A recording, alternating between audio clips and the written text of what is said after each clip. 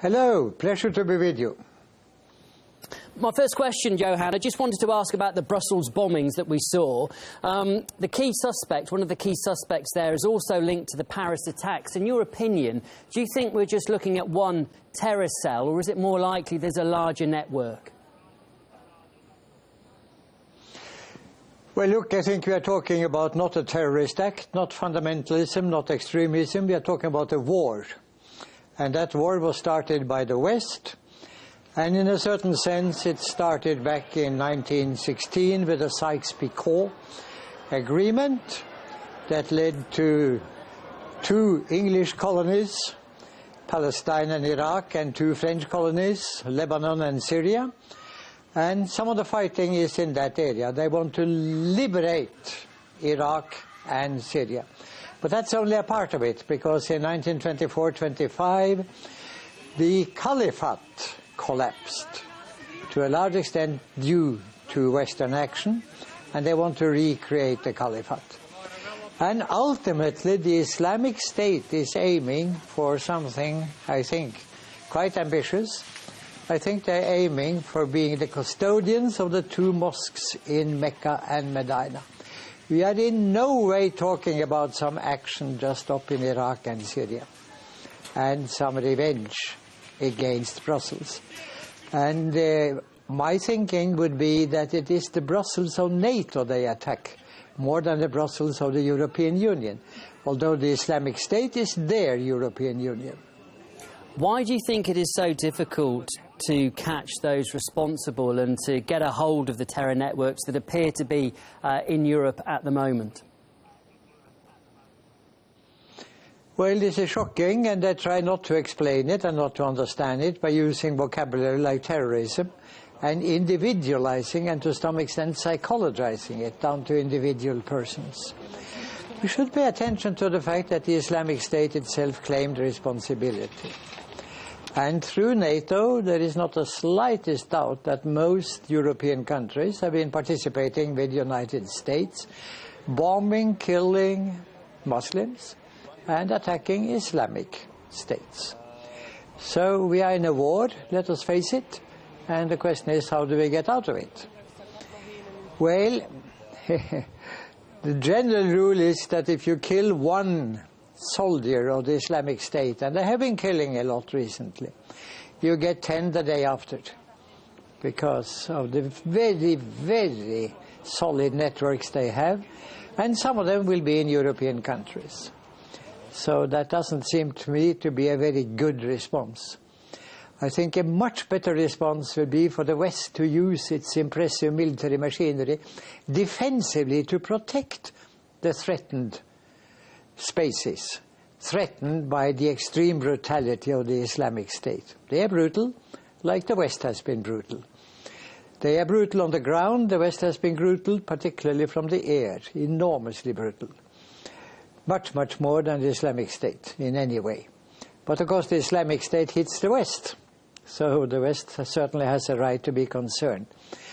In other words, use the military, parachuting down, create a circle around the threatened spaces, protect them, but do it defensively, not offensively. Do it offensively, and you will strengthen the Islamic State. And how do you tackle the problem that appears to be in Europe at the moment then, and the threats of more bombs, and I know you don't like the word, but terror attacks is how many people do perceive to be what is happening in Europe at the moment? I think it's a question of how you think about it. And being a European myself, I think by and large people in Europe are thinking about it the wrong way. And when I say the wrong way, I'm afraid I have to add that they're thinking about it the US way. For instance, today we could hear from European circles that they were attacking Brussels because they hated democracy and the free world. It's not because they're against our democracy, it's because we have been bombing them and we have been destroying their pride. It was their caliphate, and they want to recreate that. And they want, of course, an Islamic state. We have the European Union, which is a Christian humanist state. They are imitating, in a certain sense. We on our side in the West have the Vatican. They are imitating. Now imagine somebody had attacked the Vatican, after that started systematically bombing one Catholic country after the other. What kind of reaction would we have had? Well, we would have had something similar to what's going on now. So there are shadows of history. Not very long in this case, actually. I was just mentioning 1916. Some of it is longer. But, going back to the Crusades. But it can be overcome.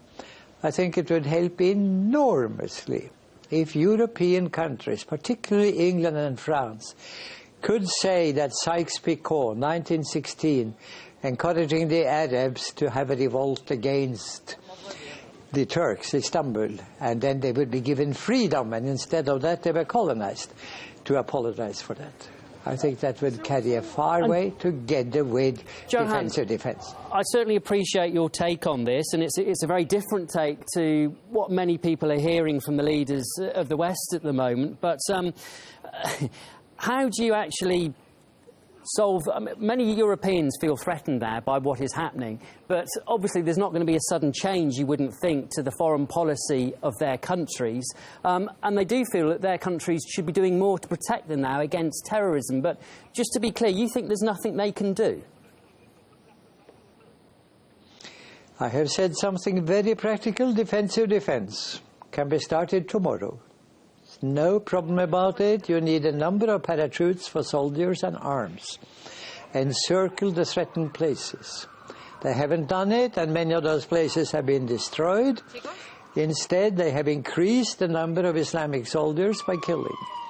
They are counting the fallen, the dead. Yes, they count them. But they are not counting the recruits they are making. They are coming.